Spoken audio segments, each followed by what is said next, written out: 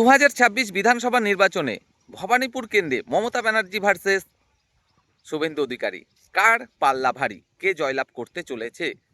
চলুন আমরা খুবই সূক্ষ্ম আলোচনা করি আজকের এই ভিডিওতে।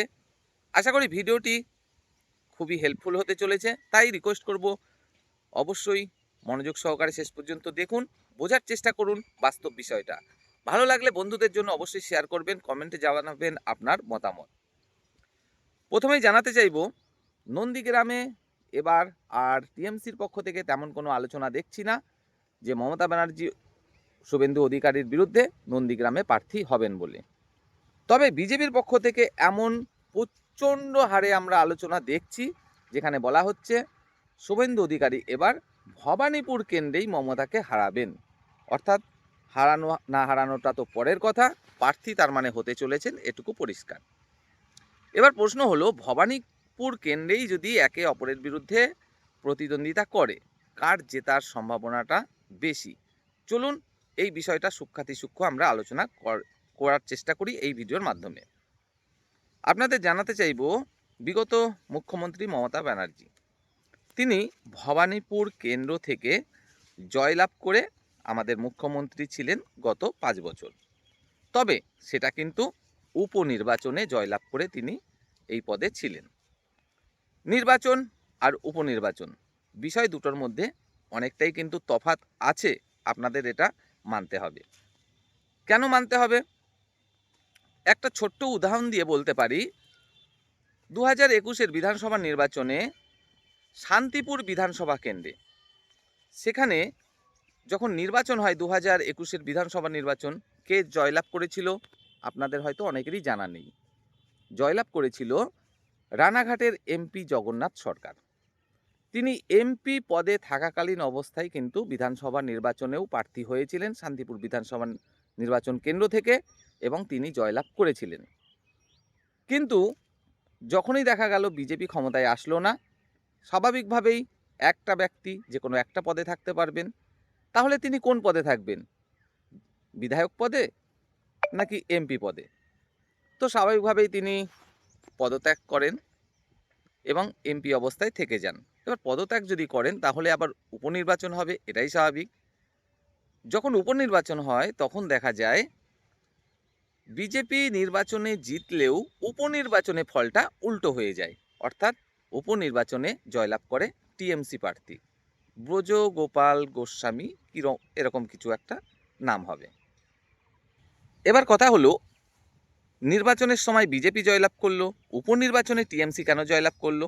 তাও তো ব্রজগোপাল, তিনি তো খুব বড় একটা নামও নন, তাহলে এরকমটা কেন ঘটলো?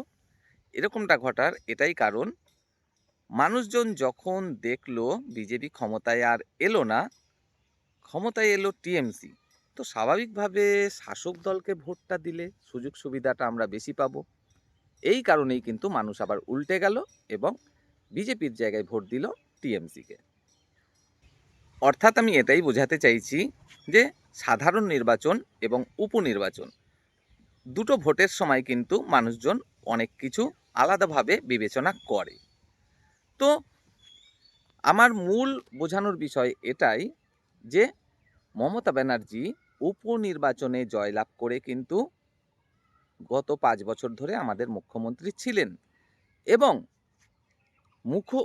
উপনির্বাচনে যে মূলত শাসক দলের পক্ষেই ভোট দেওয়ার মানুষের প্রবণতা বেশি থাকে, এটা একদম স্বাভাবিক।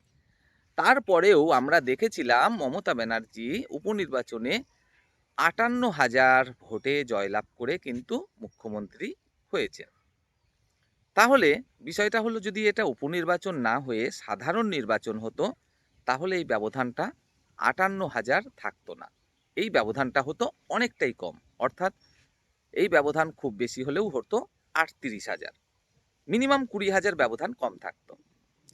তাহলে প্রশ্ন হলো, 38,000 যদি ব্যবধান হতো, নিশ্চয়ই তাহলে টিএমসির পাল্লা ভারী না, এটা কিন্তু বর্তমান সময়ে দাঁড়িয়ে আর নেই। কেন নেই? চলুন এই বিষয়টাও একটু জানানোর চেষ্টা করি বা বোঝানোর চেষ্টা করি। 38,000 ভোটে যদি সাধারণ নির্বাচনে মমতা ব্যানার্জি জিতেও থাকতো মনে করতাম, কিন্তু এই 2026-এ এসে পরিস্থিতি অনেকটাই পাল্টে গেছে। কীরকমভাবে? প্রধান কারণ হলো SIR। আপনাদের অনেকেরই জানা নেই, ভবানীপুর কেন্দ্রে এই SIR এর কারণে 47,000-এর ওপরে ভোট অলরেডি কাটা পড়েছে। 47,000-এর ওপরে। এবার আপনারা বলবেন অনেকেই, এই 47,000 তো শুধুমাত্র টিএমসির ভোট না, এখানে তো সবার ভোট রয়েছে। অবশ্যই রয়েছে, কেন থাকবে না? কিন্তু যেখানে স্বয়ং মুখ্যমন্ত্রী, যিনি গত 3 বার ধরে মুখ্যমন্ত্রী ছিলেন এবং তিনিই ওখানে ভোটে দাঁড়ান, স্বাভাবিকভাবেই কিন্তু সেখানে শাসক দলের ভোট বেশি থাকাটাই স্বাভাবিক। আর তাই এই 47,000-এর মধ্যে আপনারা ধরে নিতেই পারেন ন্যূনতম 30 থেকে 32,000 ভোট কাটা পড়েছে টিএমসির, এবং বিজেপির ভোট কাটা পড়েছে 15,000 থেকে 16,000 মতো। তাহলে ব্যাপারটা কোথায় গিয়ে দাঁড়াচ্ছে? 38,000 ভোটে টিএমসি ওখানে এগিয়ে থাকলেও এই যে ভোটগুলো কাটা পড়ল, যেখানে টিএমসির ভোট কাটা এবং বিজেপির ভোট কাটার মধ্যে ব্যবধান প্রায় 16-17,000-এর কাছাকাছি, অর্থাৎ 38,000 থেকে সেই 16-17,000 টাকাও কিন্তু আপনাকে বাদ দিতে হবে। তার মানে টিএমসি এখনো এগিয়ে 20,000-এর কাছাকাছি ভোট। তাহলে কি টিএমসি জিতে যাচ্ছে? এখনো কিন্তু আমি সেটা বলিনি। এখনো আরও কিছু ভাবার বিষয় এখানে রয়েছে। আরও 14,000 ভোট এখানে কিন্তু বিচারাধীন অবস্থায় রয়েছে। তার মধ্যে প্রত্যেকেরই যে নাম উঠবে এমনটা কিন্তু নয়। সেই 14,000-এর মধ্যে যত সংখ্যক ভোট কাটা যাবে, সেখানেও দেখা যাবে টিএমসির ভোট যদি কাটা যায় 2টো, বিজেপির ভোট কাটা যাবে 1টা। কেন? স্বাভাবিকভাবেই ওখানকার বাসিন্দারা বেশিরভাগই টিএমসিকে ভোট দেয়। অর্থাৎ সেখানেও ব্যবধান গিয়ে দাঁড়াবে আবারও 2 থেকে 3,000 মিনিমাম। অর্থাৎ অবশিষ্ট ব্যবধান থাকলো টিএমসি এবং বিজেপির মধ্যে এই 16,000 মতো। এবার সাধারণ একজন প্রার্থীর বিরুদ্ধে মমতা ব্যানার্জি দাঁড়িয়ে 58,000 ভোটে জয়লাভ করেছিলেন, যেটা অবশিষ্ট ব্যবধান আমরা দেখলাম এই 16,000 মতো বর্তমান পরিস্থিতি অনুযায়ী। সেখানে যদি শুভেন্দু অধিকারীর মতো একজন প্রার্থী দাঁড়ান, তাহলে বুঝতেই পারছেন এই যে 16,000-17,000 ভোটের ব্যবধানে টিএমসি এগিয়ে থাকছে, সেখান থেকে 10,000 ভোট যে শুভেন্দু অধিকারী কবজা করতে পারবেন না, এমনটা কিন্তু ভাবা খুবই বোকামি। অর্থাৎ বিষয়টা এরকম দাঁড়াচ্ছে, ওই যে 16-17,000 ভোটে টিএমসি আর এগিয়ে থাকলো, সেখান থেকে 8,000 থেকে 10,000 ভোট যদি বিজেপি দখল করে নিতে পারে, তাহলে সেটা তো টিএমসির দিক থেকে আবার কমে আসছে, তাই না? আর শুভেন্দু অধিকারীর মতো একজন প্রার্থী যদি দাঁড়ায়, তাহলে এটা হওয়া কিন্তু খুব একটা কঠিন নয়। তার মানে বিষয়টা ঠিক এরকম দাঁড়াচ্ছে, ভবানীপুর কেন্দ্রে আমাদের বিগত মুখ্যমন্ত্রী মমতা ব্যানার্জি এবং তার বিরুদ্ধে যদি ভোটে দাঁড়ায় শুভেন্দু অধিকারী, তাহলে ঠিক নন্দীগ্রামে আমরা যেমন একটা বিরাট প্রতিদ্বন্দ্বিতা দেখেছিলাম, সামান্য কিছু ভোটের ব্যবধানে শুভেন্দু অধিকারী জয়লাভ করেছিল, যদিও সেটা শুভেন্দু অধিকারীর গড় বলা হয়। তারপরেও মুখ্যমন্ত্রী তিনি বিরাট পরিমাণে টক্কর দিয়েছিলেন। ঠিক তেমনি ভবানীপুর কেন্দ্র, সেটা মুখ্যমন্ত্রীর গড় বলা হলেও শুভেন্দু অধিকারী এসে কিন্তু সেখানে বিরাট প্রতিদ্বন্দ্বিতা অবশ্যই করতে চলেছেন। শেষে কে জয়ী হবেন, কে পরাজিত হবেন, আমরা বলতে পারি না আগাম, কারণ ভোটটা পাবলিকের নিজস্ব ব্যাপার। তবে বিষয়টা একদম পরিষ্কার, যেই জয়লাভ করুক বা পরাজিত হোক, ব্যবধান এখানে থাকবে কিন্তু খুবই সীমিত, খুবই সীমিত।